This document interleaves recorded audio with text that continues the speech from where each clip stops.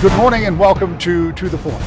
Even as the governor and the legislature continue to negotiate a budget deal, most of that's going to be done behind closed doors, at least for now. So for the next couple of weeks, we're going to be talking about the election of 2020. And no, not about the candidates who are running. We've got 16 months to do that, but about new election procedures, particularly something that will happen after the 2020 census. And that's a new way to redraw the lines for U.S. House, State House, and for the State Senate. Our guest this morning is Secretary of State Jocelyn Benson. Secretary, we have so much to talk about, and it's a whole show, but it's going to go by really quickly. So I want to start with something that you said, and I agree with, that I think people are kind of confused about, and that's the new redistricting plan that people voted on in the last general election that will be implemented for the 2020 redistricting. We don't know about some of the other legal aspects that are out there right now, so we're just going to focus on what we know, that after the 2020 census, there'll be a new commission that is going to do redistricting. And there are a lot of moving parts. Tell me about that, and where are you in that process? Well, it will be a commission of citizens who are randomly selected to serve. And it's a multi-year process. Anyone can go to redistrictingmichigan.org to see all the details. But it starts this fall, where citizens all across Michigan, any voter, any registered voter, can apply to serve on the commission. And you don't have to worry about qualifications or if you know enough. We'll provide educational materials and all that. It's just a willingness to serve. Fill out an application. The application timeline ends in June of next year. Next summer, June 2020, we will have a random selection process. It'll be like a lottery, where people will be selected out of the pool who apply to be in the first 200 for consideration. Those 200 who are randomly selected will go to the legislature, and the Speaker of the House and the head of the State Senate, as well as the leadership on the other party and the minority leader on both the House and the Senate, will have a chance to veto anyone who they feel may not belong in that pool. Maybe they misrepresented themselves or their party affiliation, but you have that check on the process to ensure the integrity of it. And then of the remaining pool, 13 people will be randomly selected, and those individuals will serve on the Citizens Redistricting Commission.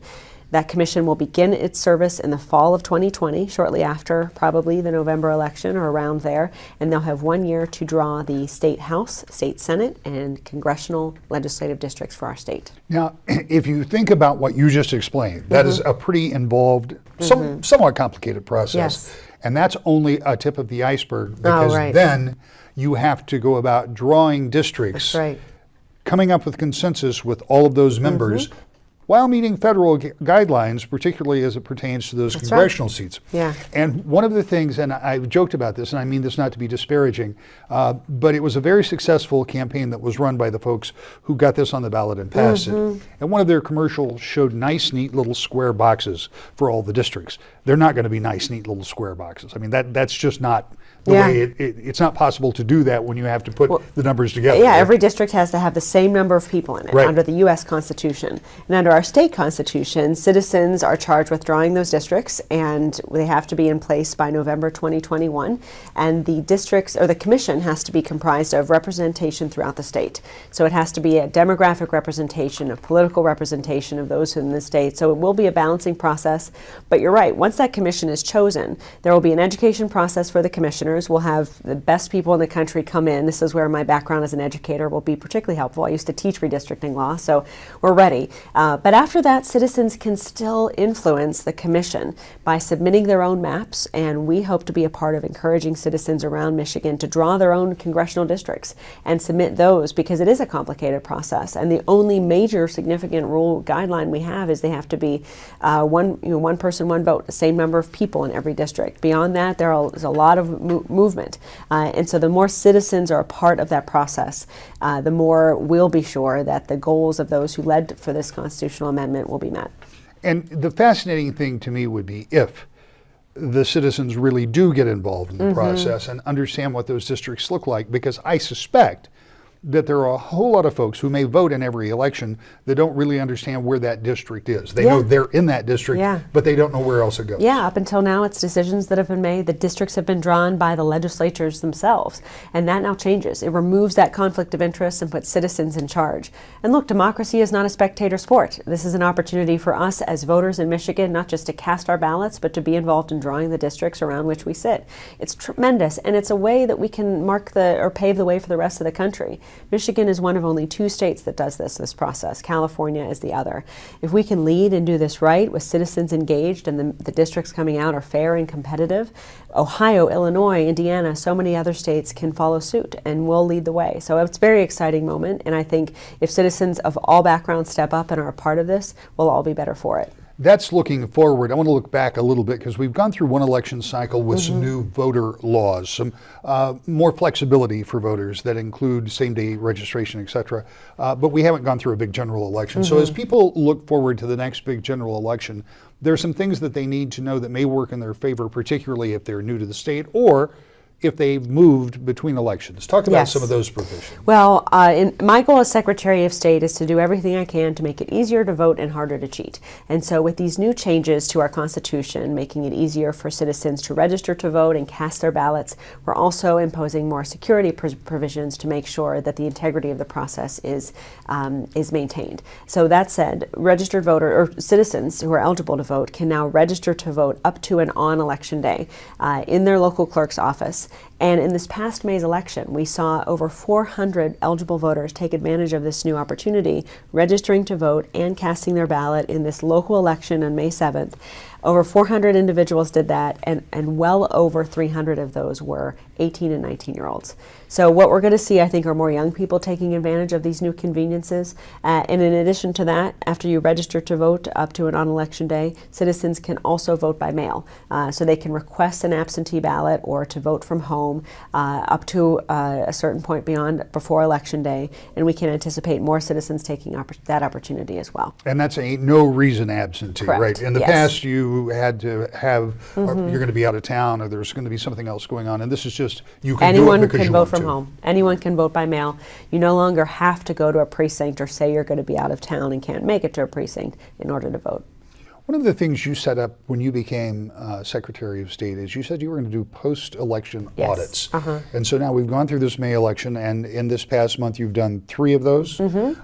Tell me what you, to the degree that you can, tell me why did you want to do that, and what did you find? Well, what you saw most recently was the second round of a pilot of risk limiting audits. Those are the most statistically reliable way of auditing our election machines to ensure that the ballots put into the machines are being accurately counted, which is a key component to our security plan in securing our elections and protecting the integrity. These post-election audits are also now mandated in our Constitution as a result of those election reforms passed by voters last year. So we're trying to not just implement post-election audits, but to bring the best audits to Michigan. And we've convened a commission of election security experts to review the results of these audits. And what they've found is exactly what we've seen in states like Colorado that have implemented them, which is that they are a statistically verifiable way of ensuring that we can have confidence that our ballots are being accurately counted. That's what we found, and it was very exciting to see, but now our quest is to expand this statewide. So when you go back after the fact, you want to make sure that the paper ballots that we cast are the same the as numbers, that, as the results, right? That electronic, and that's what you found. Yes, and in looking at election security, there are 3 vulnerabilities to the process. One is voter registration, making sure that database is secure.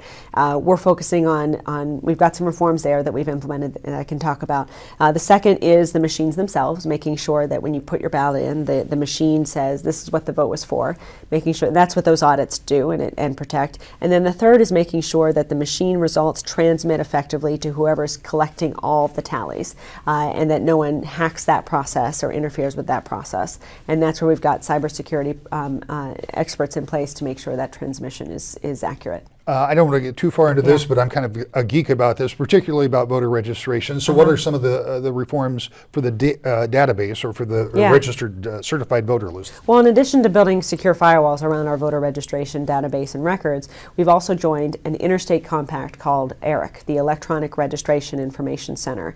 That syncs and connects us with other states and the federal government so that when there are changes, when people move out of state or or people pass away or in some way become ineligible to vote where they're registered, we get that information and can update our files accordingly.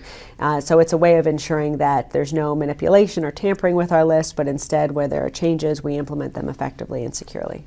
For the Secretary of State in Michigan, elections are very important, but that's not the only big responsibility that office comes with. When we come back, the other big job that the Secretary has to do, to the point. Welcome back to the Point. We're talking with Secretary of State Jocelyn Benson about elections, but she's also in charge of what would be known in other states as the DMV, and that's a big part of the job too. We almost always cross this bridge when you and I have a conversation, but I always feel important to point out that as Secretary of State of Michigan, elections are a very important part of what you do. But unlike most other states, you also have another entirely separate, in other states, department, which would be the Department of Motor Vehicles. And one of the places where the citizens come in contact with you or your office most likely is when they're doing something to renew a license plate, driver's license, something like that. And it has almost become cliche to say you're going to have to go wait at the Secretary of State's office. And you have decided that wait should be no longer than 30 minutes. That seems like a big hill. How are you going to get there? Well, we've got a lot of provisions in place and reforms because we want to do it right. But first, we inherited a very broken system. And in fact, we inherited also a computer upgrade that was implemented in my second month that by nature of the upgrade itself increased wait times. And so it's been frustrating because it was a decision made long before I got here, but it impacted us and slowed wait times down excessively throughout the state. We're now getting out of that. Our wait times are getting back to where they were. But that said, we're also implementing a lot of reforms to change that, to just rethink how we do this. The idea that you have to, in order to drive in Michigan, go and stand in line to get a sticker to put on your plate or renew your license or take a photo is so antiquated. And we're looking at neighboring states like Indiana that have one of the best DMVs in the country, as it's been ranked by various national different entities. One of the first things and quickest things we're doing to get at this 30-minute guarantee is implementing appointments across the state. Prior to my taking office, you could make an appointment in 40 offices. Now we're working to ensure all of our 131 offices enable anyone to make an appointment. And the data shows if you make an appointment ahead of time, you can show up and be in and out easily in under 30 minutes or much less. So that's our first guarantee. If you make an appointment, you'll be in and out in under 30 minutes. But beyond that, we want to create more opportunities for people to renew their licenses and change titles and all the other transactions. So we're looking to partner with private businesses to provide more opportunities for employees to interact with our offices without having to go to a branch, and also create more self-service options so that you don't have to interact with a worker, but you can just go to a kiosk. That kiosk will be working. Right now, a third of the kiosks in the state I observed when I took office were not working. So we're changing that. We're looking at new vendors. It's a lot of work, and it's a deep dive that we're doing. And I anticipate throughout my entire first term, we'll be continuing to make improvements in our offices. When you think about those things, there are also other ways that I know that I have used. You can do by mail, and you have some online provisions. But the ultimate problem becomes every person practically in the state has to interact with your office at least once a year. Yeah. And in some way, right. Renewing their license, which is also antiquated. Why don't we have a multi-year license plate, which we're exploring with the legislature, so that you don't have to interact with our office every year. So reducing the need to interact with our office and ensuring that when you do, it's efficient is the overall goal, and that'll manifest itself in lower wait times. And that 30-minute bar is what we've set as a key metric to get to. One of the things that you and I talked about a few weeks ago when you were in Grand Rapids was the summer season is here. That means a lot of motorcyclists are going to hit the roads. We know that the dangers for motorcyclists, all motorists, go up during this time of year because motorcycles are inherently harder to see, I think, for a lot of drivers, and that creates some problems. But you had some interesting statistics about when, where, how, and why accidents take place, and you also have a program to try to reduce those accidents. Yeah, well, prior to this campaign, which is actually funded through legislation that motorcycle drivers advocated for, so it's funded through their work, we recognize two things. One, 54% of accidents occur when a motorcycle isn't hit another vehicle. And what that means is that motorcycle safety is not just about ensuring motorcycle drivers know how to be safe, it's ensuring all of us know how to share the road. So that's the first key point of our effort. But the second is recognizing that 84% of accidents that occur with motorcycles don't occur on highways, but on side streets and private roads and residential roads. And so making sure, and we have put billboards up in areas that have seen a lot of accidents in the past to remind people that it's on all of us to look twice and save a life, and particularly in those areas where you may not think to do so, like residential roads where most of the accidents occur.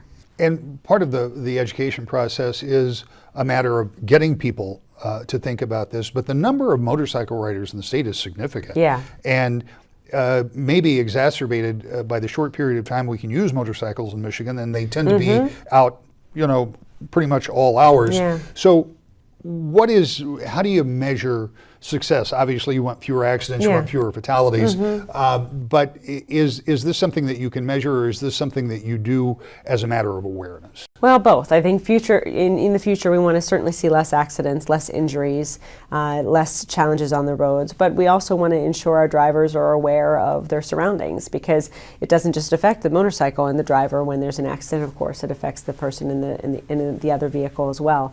So we certainly hope to see less accidents, but we also hope to ensure that people feel safer when they drive a motorcycle and can take advantage of what is a beautiful way to get around this beautiful state, as opposed to having an additional fear that someone they may be sharing the road with may not be prepared to do so.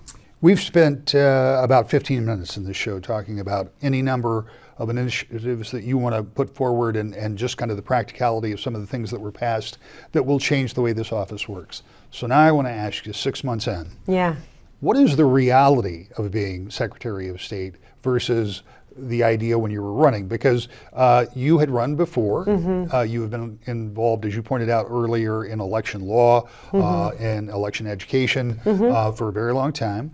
And when you were successful in this run, and now you've taken this office, how is doing this different than you might have thought it was, if in fact it is different? It's incredibly inspiring and energizing, because I come at this not with a political agenda or even a personal agenda, other than just wanting to make sure everyone can vote and that our elections are secure, and to actually, as an academic, as a former academic, be able to take data and solutions and best practices and bring them to Michigan, to bring the best minds in elections to Michigan who I've worked with in other scenarios, to have them actually implement the changes that we know work without regard to any, again, political agenda or any other impact other than just what's best for voters, has been incredibly gratifying. And what I've also seen is that people nationwide are taking notice as well, because Michigan has an opportunity, if we simply implement with smart people and smart minds the best ideas in elections for securing our elections and in creating access to elections, we can leapfrog other states in turnout and become one of the leading democracy states in the country, as we were years past when we led the way for motor voter. And that's now a national law, the idea you can register to vote when you get your license. We championed that and became a national law. I want to get us there again, and I see the path to getting us there. And for example, just recently I was in Ohio talking with the Ohio Secretary of State, and we're very different. He's a Republican from Ohio, I'm a Democrat from Michigan, but we found very aligned in a lot of our goals to improve civility and to collaborate and to oversee democracy in a way that affects and benefits every voter, regardless of your political identity. And out of that came a bit of a challenge in which, as we are both sports fans, we want to see who has higher turnout in 2020. And so I said, if Michigan beats Ohio in turnout in November 2020, he has to come to the big house and sing wear maize and blue and sing Hail to the Victors at the Michigan-Ohio State game that year, and I have to do the opposite if we don't. And so things like that are also things that we could do as Secretaries of State to really champion and lead civil discourse and high turnout, and really be a voice for better democracy in government here in Michigan, in neighboring states, and nationwide. One of the things you mentioned earlier when you were talking about same-day registration and voting is that a lot of those were young people. And I know you also have a focus on getting to, particularly to college students, and making sure that they vote, because historically, and I'm of an age that I remember when the voting age dropped to 18, and there was this great promise that young people were going to come out in droves and exercise their rights, and it's never really turned out that way. I mean, they vote, but not in the numbers that you might have suspected.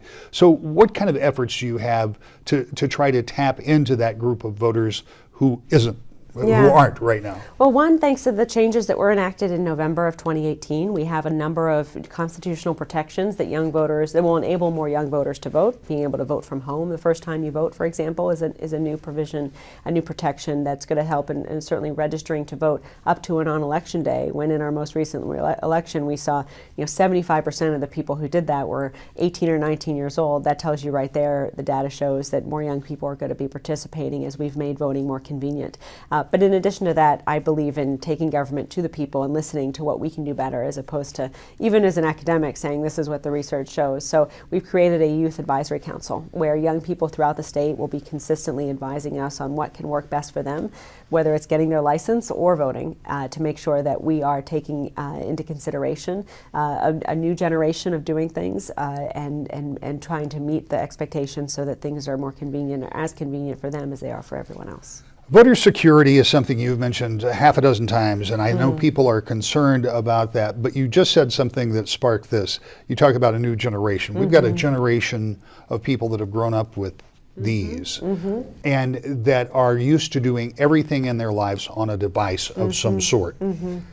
Given the current concerns between security and the concerns about getting people to participate, are we headed, and this is a subjective obviously, but are we headed somewhere someday where voting is accomplished? You're already doing it to some degree with no reason absentee, but are we getting to a point where we will vote increasingly not using polls, but maybe using, Well, I can see us getting to a point, and some other states are already there, where everyone is voting from home or by mail, and through technology you can track the ballot when it's sent, received, and returned and counted, so that voters and us as election administrators can feel confident that that process is secure. So I see us moving in that direction, and in states like Oregon, Colorado, Washington that are already doing that, you're seeing a lot more young people participating, a lot higher voter turnout. And I think us now being a state where you can vote by mail gets us closer to becoming a state where voters are accustomed to that, and perhaps more open to doing that universally. And so I see us moving in that direction, but it's going to take a while, because dealing with the electorate, you're dealing with everyone from 18 to 100, or perhaps even higher. So that said, you have to. The challenge is building a democracy and that's accessible to everyone around the state, rural, urban, and young, old, and it's one of the beautiful things about democracy, but also one of its greatest challenges in ensuring convenience applies to everyone across the board. Final question, you've talked about a lot of the things you want to do. What do you see as your biggest challenge going forward? I mean, obviously you've got kiosks that don't work, and you want to get wait times down. You want to make sure people are engaged, but what do you see as a challenge that is presented to you from this office? I would say 3. if I could. Sure. One, obviously, are my two biggest goals, which are reducing wait times in our offices and increasing turnout. I feel we've taken those challenges head on, and I'm really excited to see as we move forward in the next 6 months and the years ahead, all the changes that are coming to move the needle on both of those fronts. But the third challenge is voter engagement and citizen confidence in our office and in our elections. Really communicating, essentially, with our citizens, with the millions of citizens throughout the state of Michigan about what we're doing to secure their vote and their elections, about what they can do to take advantage of opportunities to use our services in more convenient ways. Communicating to and connecting with citizens throughout the state is a significant challenge, and it's one of the reasons why in my first 100 days I went to every one of our branch offices, because I wanted to see how we could best connect with everyone in different scenarios and situations. So I think that's going to be an ongoing challenge, again, that we're excited to meet in our office, but one that our success is going to hinge on, because we can create the most convenient system of renewing your license or the best and most convenient and secure way of casting a ballot, but if citizens don't know about it and take advantage of those new opportunities, then you won't see the same level of success. We'll have a final thought and continue our conversation about elections when we come back. To the point. So in 2020, when you go to vote in a very important election, there will be changes about when you can vote and how you can vote. After that, the census, redrawing of the lines, and maybe even more changes coming if one Democrat in the Senate gets his way. Kalamazoo's Sean McCann has some campaign finance changes he'd like to see, and that may just be the beginning. He's our guest next week. To the Point.